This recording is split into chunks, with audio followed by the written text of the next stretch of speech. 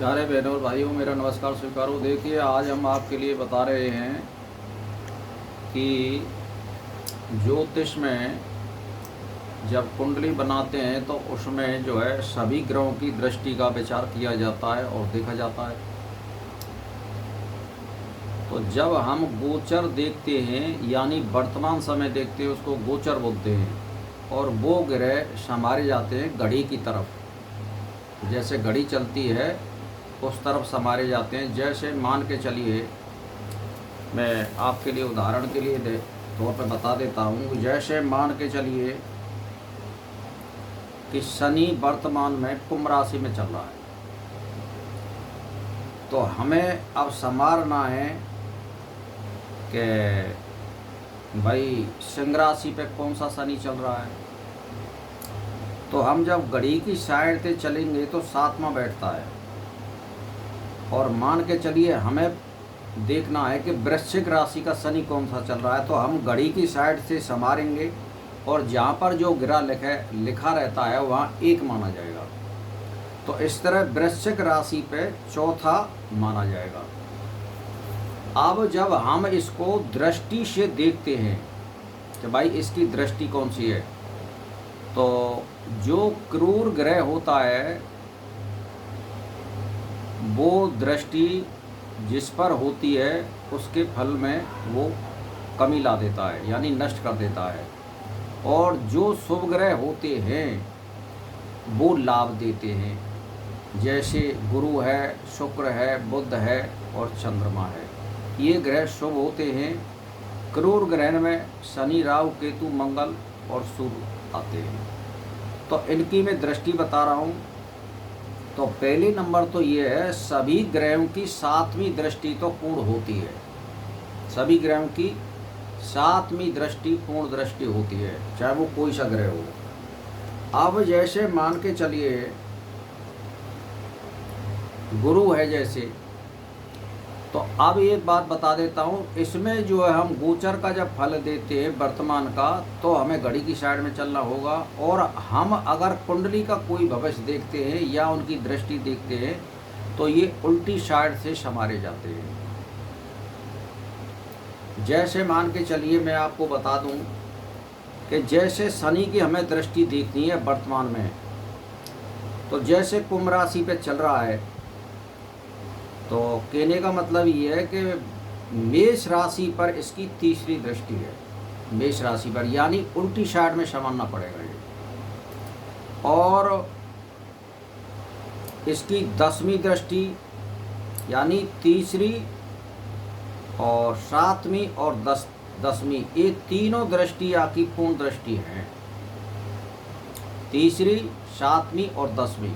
अब 10वीं दृष्टि इसकी वृश्चिक राशि पर पड़ रही है, यानी चौथा शनि भी चल रहा है इस पर और अपनी दृष्टि से भी देख रहा है। इसीलिए इस राशि वाले को प्रभावित करेगा, यानी स्वभाव में क्रोध आना, चिड़चिड़ा होना, अपने मन मुताबिक अपने आचरण को करना, किसी की मानना नहीं, जिद्दी बनना, ये इसमें स्वभाव में परिवर्तन आते हैं। अब जैसे मान के चलिए गुरु जो होता है उसकी दृष्टि होती है 5, 9 और 7। 7 को तो मैंने आपको बता ही दिया है कि 7वीं जो दृष्टि होती है वो कहने का मतलब ये है कि सभी की 7वीं तो पूर्ण होती है ऊपर, लेकिन गुरु की 5वीं और 9वीं दृष्टि भी होती है। और ये वही उल्टी साइड से संवारा जाएगा जहाँ पर गुरु लिखा हुआ है। जैसे मान के चलिए अब वर्तमान में ये मेष राशि पर चल रहा है, तो मेष राशि से जब हम संवारेंगे तो इसकी 5वीं दृष्टि कहाँ जाती है? 5वीं दृष्टि इसकी सिंह राशि पर पड़ रही है फिलहाल में, 5वीं दृष्टि। और 7वीं दृष्टि इसकी तुला राशि पर है और 9वीं दृष्टि इसकी धनु राशि पर है। तो ये इस तरह से संवारी जाएगी। अब आती है तुम्हारे राहु और केतु की। तो राहु और केतु की जो संपूर्ण दृष्टि हैं वो जो है 5, 7, 9 राहु की है और 7, 5, 9, यानी ये दोनों की लगभग बराबर है राहु और केतु की 7, 5, 9, यानी जो गुरु की दृष्टि है वो राहु और केतु की भी है।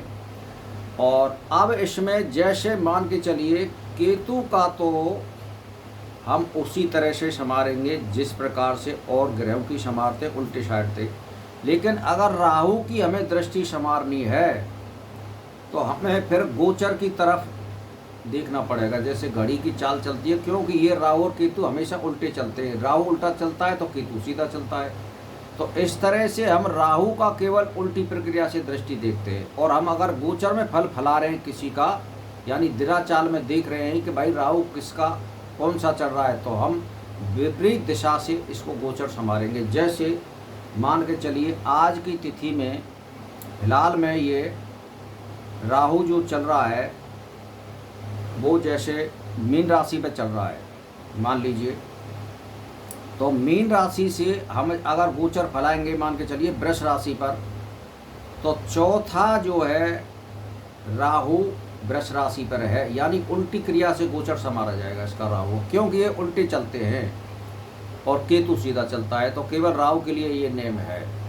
और सभी ग्रहों की केवल 7वीं दृष्टि होती है, जैसे सूर्य है, चंद्रमा है, बुध है, इनकी सभी की एक ही दृष्टि होती है। केवल मंगल, गुरु, शनि, राहु और केतु इनकी अलग अलग दृष्टि होती है। तो इनके लिए इसीलिए कुंडली में काम आती है कि जिस ग्रह पर या जिस स्थान पर इनकी दृष्टि होती है उनके फल में ये कमी कर देते हैं और बाधा देते हैं। जैसे मान के चलिए कि किसी के पंचम स्थान पर शनि की दृष्टि है और राहु की दृष्टि है, तो वहाँ जो है विद्या में कमी कर देंगे और पुत्र संतान प्राप्ति होने में कमी कर देंगे। अगर लगन पे है इनकी दृष्टि दोनों की तो मानसिक कष्ट देंगे, मृग या दौरा संबंधी बीमारी देंगे।